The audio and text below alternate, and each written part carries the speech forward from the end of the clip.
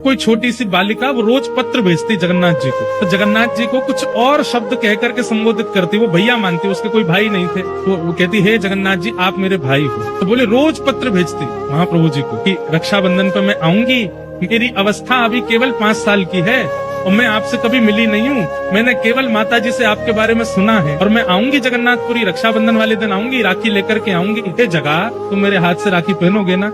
ऐसे बोले महाराज जी, वो रोज पत्र भेजती थी और हर पत्र में दिन लिखती थी, अब रक्षाबंधन में इतने दिन और रह गए, इतने दिन और रह गए, इतने दिन और रह गए। बोले मैंने वो पत्र पढ़े और पत्र पढ़ करके उनको पत्र वापस भेजा उसके निवास पे, मैं मंदिर का ही एक अधिकारी पत्र लिख रहा हूँ, मैंने तुम्हारे सारे पत्र पढ़े और सब जगन्नाथ जी को अर्पित किए, रक्षाबंधन वाले दिन तुम आ जाना और मेरा दफ्तर यहाँ है, मेरे दफ्तर पे आके अपना नाम बता देना, फिर मैं तुम्हारा हाथ पकड़ के लेके जाऊंगा और महाप्रभु जगन्नाथ जी को राखी पहनवाऊंगा। बोले महाराज जी मैंने उसको पत्र लिख दिया। रक्षाबंधन वाले दिन मेरे को भी प्रतीक्षा थी कि वो एक छोटी लाली, उसके इतने पत्र आ चुके हैं, वो आएगी, उसको लेके मंदिर जाना है। बोले एक हमारा समय रहता है, हमको व्यवस्था देखने के लिए मंदिर में जाना पड़ता है, तो वो समय आ गया था, तो मैं अपने अधिकारियों को बोल गया कि ये किस नाम की कन्या आवेगी और वो मेरा पत्र लेकर के आएगी, मैं उसको लेके जाऊंगा अपने मंदिर।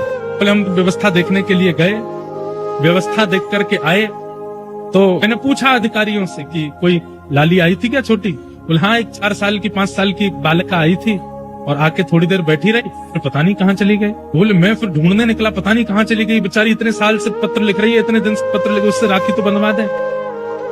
तो मैं जैसे ही दफ्तर से बाहर निकला वो आ रही थी, तो मैंने उससे कहा तुम वही लाली हो जो पत्र लिखती थी? उसका नाम पूछा तो बोले हाँ मैं वही हूँ। तुम क्यों नहीं रुकी, चलो मैं तुम्हें मंदिर ले चलूं, राखी पहनवा दूं। बोले मैं तो राखी पहनाया ही जगन्नाथ जी को, तुम कैसे पहना के आ गए? बोले आप यहाँ थे नहीं, मैं आई तो मुझे किसी ने कहा कि आप तो अभी गए, थोड़ी देर बैठो। और पता नहीं कहाँ से एक भैया आए बाहर से और मेरा हाथ पकड़ के, गोरे चिट्टे भैया, बिल्कुल इतने गोरे। तो एडमिनिस्ट्रेशन वाले बोले मुझे लगा कि भाई हमारे उड़ीसा में सांवले होते हैं थोड़े, गोरा कौन आया? बोले गोरे चिट्टे आए और हाथ पकड़ के ले गए और बोले लो यहाँ पे राखी बांध दो और जगन्नाथ जी को राखी पहना दो। और बोले अंदर पहनवा करके आए। महाराज जी आश्चर्य की बात ये थी कि मेरे मंदिर से निकलते और मेरे लौटने तक इतनी देर कपाट बंद थे, महाप्रभु जी के, जगन्नाथ जी के दर्शन हो ही नहीं रहे थे, फिर वो राखी कैसे पहना के आई भीतर? मैंने उससे पूछा तुमने राखी पहनाई, जगन्नाथ जी को देखा? बोले हाँ। मैंने मुझे दिखाओ कहाँ बांध के आई हो? तो बोले भीतर लेके गई और द्वार के पास ही एक स्थान पर जहाँ पर बंद बनाया जाता, भीतर लोग ना जाए, वहाँ राखी पहना करके आई। कपाट बंद थे, वो भीतर कैसे गई? बोले गोरे गोरे भैया लेके गए। तो फिर मन में भाव आया कि श्री बलभद्र जी आए और आकर के लाली को लेके गए, बोले जगन्नाथ जी को राखी पहना। आज भी एक नहीं अनेक लीलाएं मैंने सुनी है, आज भी महाप्रभु जगन्नाथ जी करते हैं।